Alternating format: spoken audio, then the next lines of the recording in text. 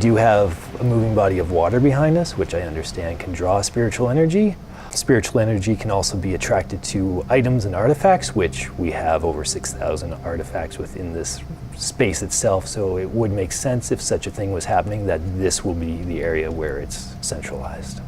So the type of items that we have in our collection are historical paintings, contemporary art, as well as curiosities from different artists' estates or sculptures. We also have a pretty large rare book collection and also libraries from different people. So we have Isabel McLaughlin's library collection in general, as well as Thomas Boakley's items.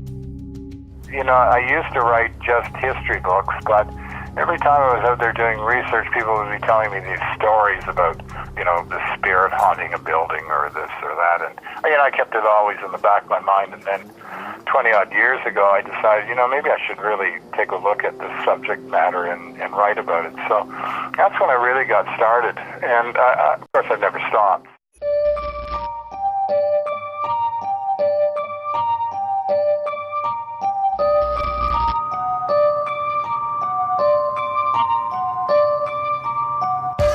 So I'm the gallery preparator. I deal with the permanent collection almost exclusively with a few other people on staff.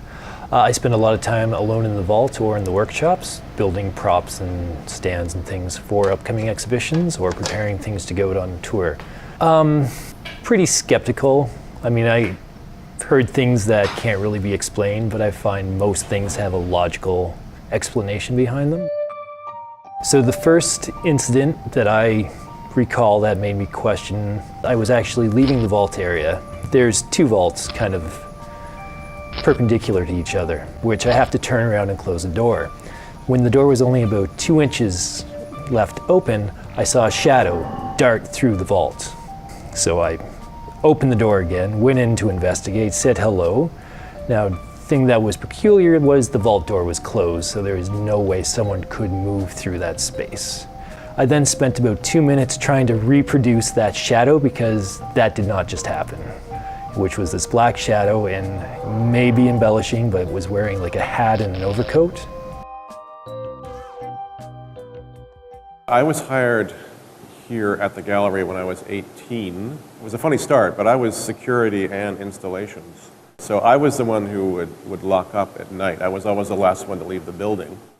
I'm 18. And I'm walking through this gallery space doing my evening security rounds at around 9 o'clock at night.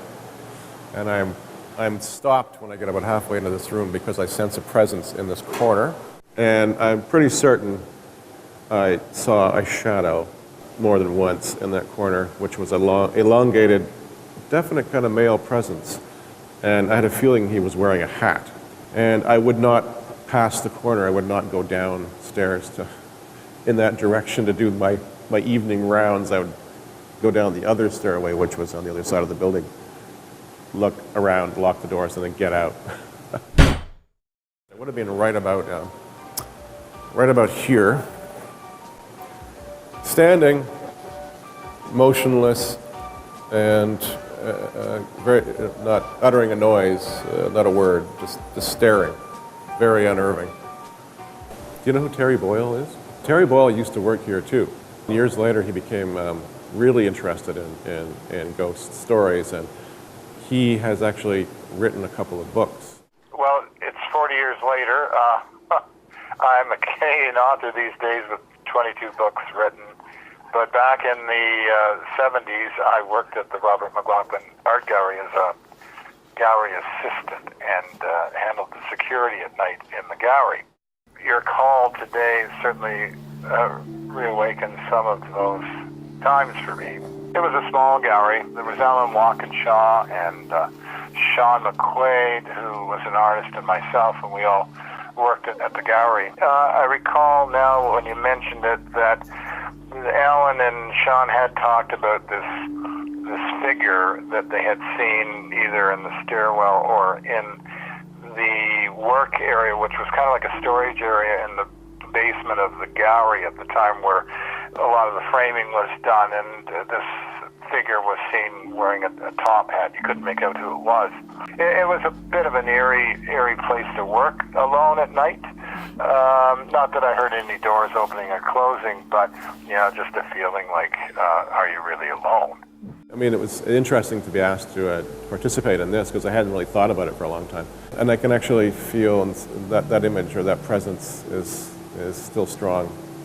Especially when I'm sitting in this room only 10 feet away from the corner. Now, there was one show that we hung, Sean, Allen, and myself. These works of art were priceless. So we were hanging this show one night. The opening was the next day. And I recall that we hung the whole show in the main gallery, and it looked great. Then we left the building. We all left the building. We locked up. No one was in that building until we arrived the next morning. But when we walked in, there was one of the C.W. Jeffries paintings on the floor, resting up against the wall, and it was ripped as if an object had gone through the middle of the canvas. And we all kind of looked at one another thinking, what went on here? To this day, or at the time, we didn't have an answer of how that painting was taken off the wall and some object like a chair leg went through the canvas. So another incident we experienced is there was an exhibition called Drift, and in this exhibition there was 3 televisions mounted on the wall. In the middle of the night, the central TV decided to fall off the wall. The mount was still on the wall, everything was the same as it was before, except for the TV was on the floor. So the fact that the other 2 TVs weren't affected, that means there wasn't vibrations in the building, it was simply this TV lifted up and fell to the ground. You had asked me about, who might be inhabiting that building in spirit form.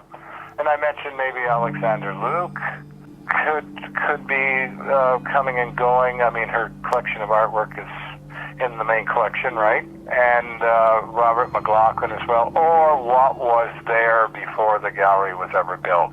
There had been houses there originally when this city was first founded, right? So there might be a connection with somebody from one of those buildings. That building is still there, but in another dimension, even though the art gallery's in its place.